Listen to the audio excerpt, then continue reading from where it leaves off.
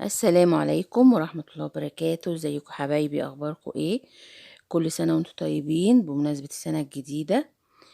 ان شاء الله النهاردة هنشوي فراخ بشواية هايلة على البوتاجاز من فوق. آه معانا الفراخ اهيت، والتوابل بتاعتنا كزبرة ناشفة، ودي اهم حاجة في اي شوي. تشوي فراخ هتشوي لحمة، اهم حاجة الكزبرة الناشفة. ومعانا بابريكا وجنزبيل وملح وفلفل اسود وتوم باودر وبصل باودر ونص كوباية خل. هنخلط كل ده على بعضه وهنقطع عليه شوية بصل، بصلتين او 3 بصلات كبار حلوين كده، وهنقلب كل ده على بعضه زي ما احنا شايفين اهو. نخلط بس التوابل مع الخل. وادي البصل اهو، بنقطعه قطع كبيرة قطع صغيرة مش فارقة، بس وانتي بتشوي شيلي البصل كله عشان ما يعملكيش دخان كتير. هنقلبه كويس بحيث يبقى كله فيه التتبيلة بتاعتنا.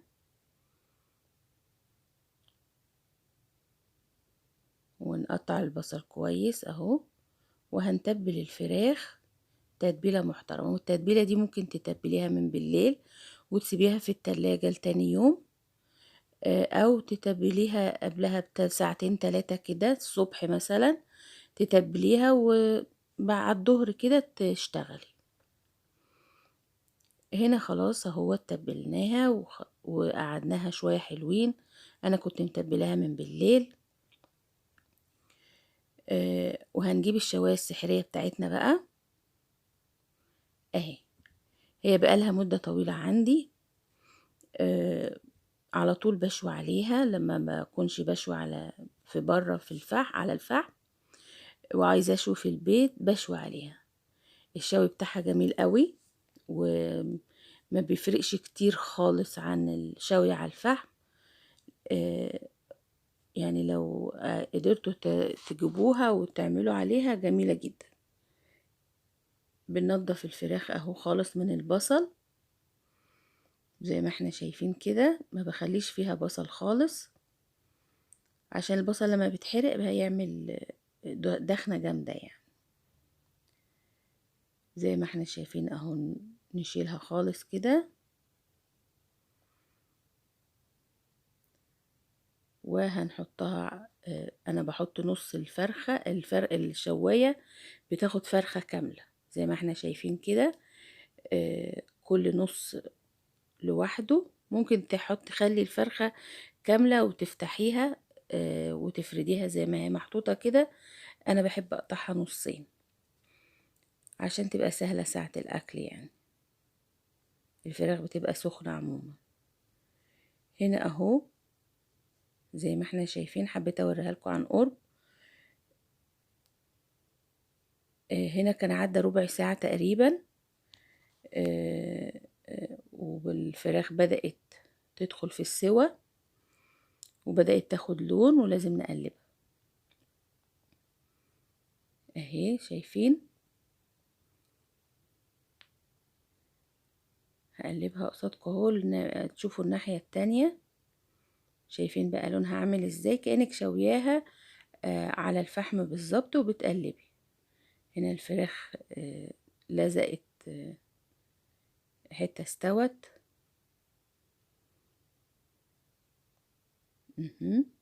شايفين بقى لونها عامل ازاي؟ هخليني معاكم لغاية ما تشوفوها كمان وهي مستوية خالص، وانا بشيل اول دور وبعدين اوريكم النهاية بقى.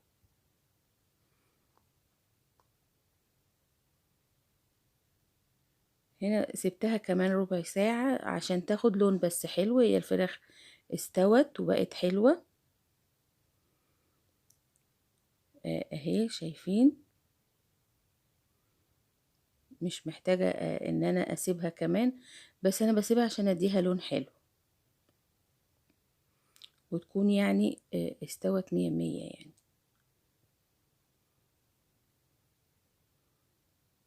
اهم.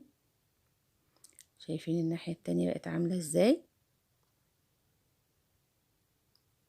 وكده تبقى شويتي في بيتك حاجة نظيفة وحلوة، مش شرط فحم لأن الفحم محتاج مكان يبقى في تهوية فيه كويسة أحسن، تكون بلكونة واسعة أو فوق سطح أو في جنينة. آه، فممكن تشوي كده، وممكن تشوي جوه الفرن، في بيبقى الأفران بيبقى فيها شوايات، بس أنا بحب دي، بتبقى مدية الفراخ طعم حلو كأنك شويها على الفحم بالظبط من غير ما تستخدمي أي فحم. شايفين لونها عامل ازاي؟ وادي اهو النص التاني اهو، لونها جميل جدا. هنحط بقى النص التاني،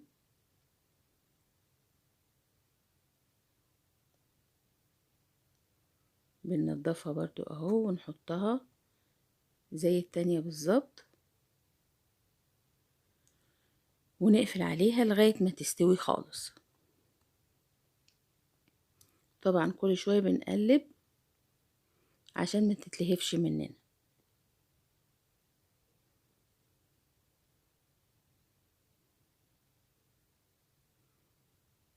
مهم. بس كده، كده خلاص خلصنا. وبناكل معاها بقى شيبسي مع سلطة طحينة كويسة وعيش، ما بحبش اعمل جنبها حاجة. اهي الفراخ من جوه اهي، شايفين عاملة ازاي، مستوية جدا وكان طعمها تحفة. اتمنى تجربوها وتعجبكم. اهم حاجة في الشوي ايا كانت الطريقة اللي هتشوي بيها التتبيلة بتاعتك، والتتبيلة دي جميلة جدا، جربيها ومش هتندمي ان شاء الله. اتمنى لكم كل خير في السنة الجديدة ان شاء الله. السلام عليكم.